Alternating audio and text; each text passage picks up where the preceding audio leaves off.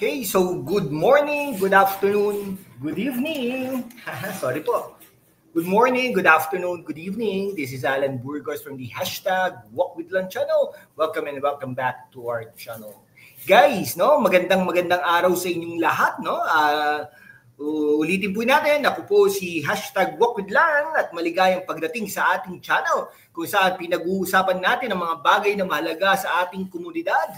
Ngayon, may special tayong paksa, ang 11 story ni Smart Housing Project ng Team Sara Diskaya. Hindi ito basta pangako na mapapako kung hindi isang priority project na maaaring magbago sa buhay ng maraming Pasigueño. Kaya't samahan niyo ako sa susunod na mga minuto para alamin ang lahat ng tungkol dito. Handa na ba kayo? Tara na! Okay, nako.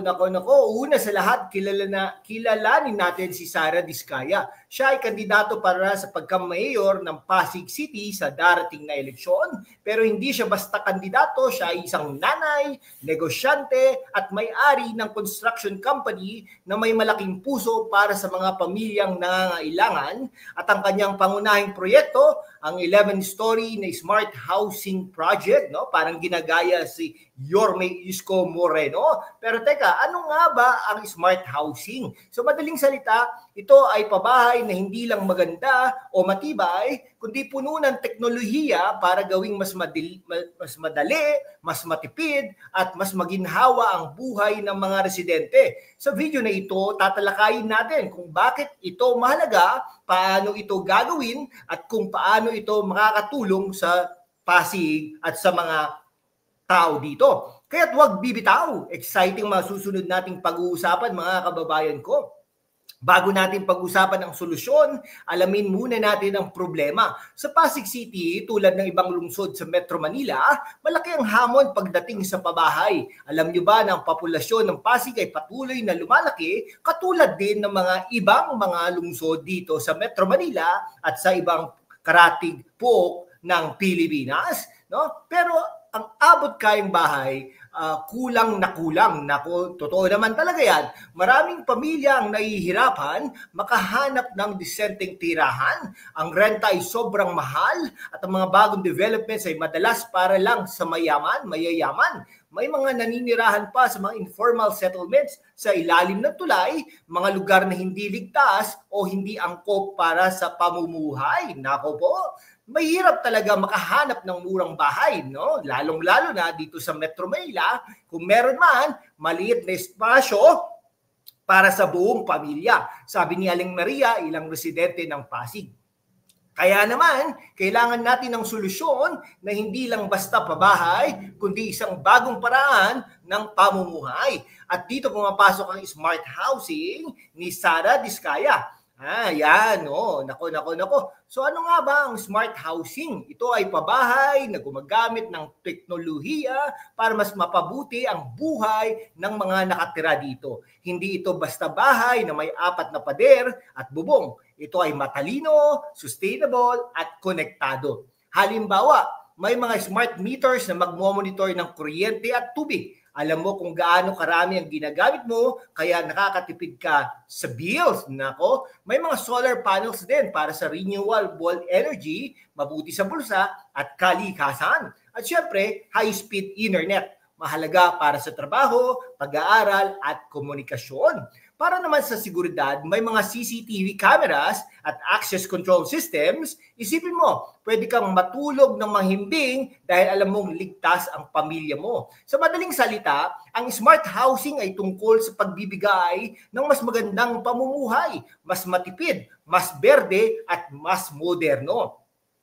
At ito ang gusto ni Sara Diskaya para sa Pasig. Nako, ang smart vision, ang smart city vision ni Sara Diskaya. Nako, pero hindi lang smart housing ang plano ni Sara Diskaya, mga kababayan ko dyan sa Pasig. Ang pangarap niya ay gawing smart city ang Pasig. Saan ka pa? Di po ba? Dilipat na. Ano ang ibig sabihin nito? Isang lungsod na gumagamit ng teknolohiya para mas mapabuti ang serbisyo at kalidad ng buhay. Halimbawa, pwedeng may smart traffic system na nag-a-adjust ng ilaw para mabawasan ang trafiko. O kaya smart waste bins na nag-a-alert kapag puno na. At syempre, ang smart housing ay sentro ng vision na ito.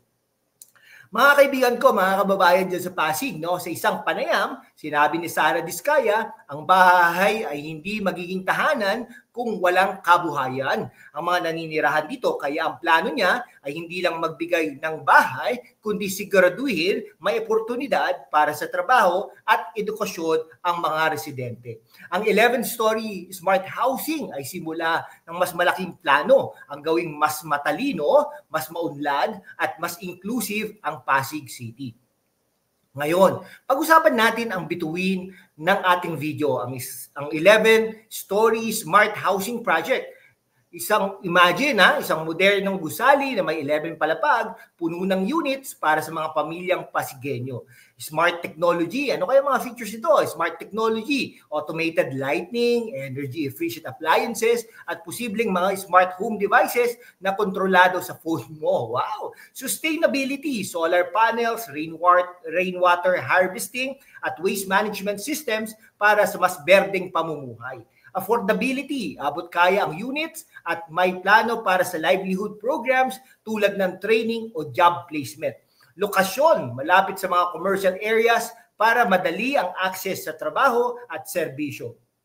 Amenities, community centers, playgrounds at health clinics para sa mas masayang pamumuhay. O, 'di ba? Isipin mo, hindi lang ito bahay kundi isang komunidad. Pwede magkaroon ng mas magandang buhay ang mga single parents, pamilyang may special needs at iba pang Pasigueño na nangangailangan ng suporta. At dahil si Sara ay may experience sa construction, alam niyang posible itong gawin ng tama at dekalidad. No? Siyempre, hindi maiiwasan ang mga taong tanong o pag-aalala. Halimbawa, paano ito mapopondohan? Malaking proyekto ito at kailangan ng malaking pera. Pero si Sara Diskaya, isang matagumpay na negosyante, may construction company siya at posibleng may plano na siyang gumamit ng partnerships o government funding.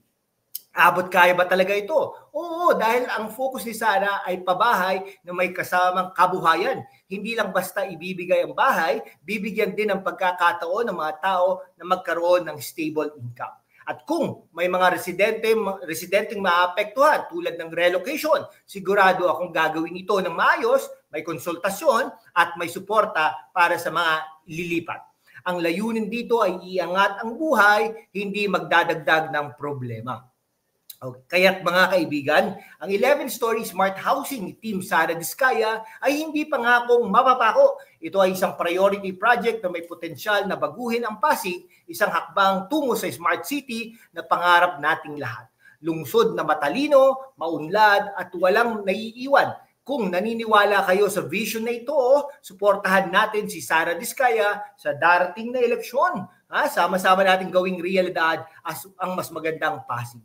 Salamat sa panonood mga kaibigan ko, mga kababayan ko dyan sa Pasig. Huwag kalimutang mag-like, mag-subscribe at i-share ang video nito. See you sa mga susunod na episode. No? Ingat kayo palagi dyan sa Pasig at siyempre sa buong Pilipinas. Maraming salamat po guys. God bless you all.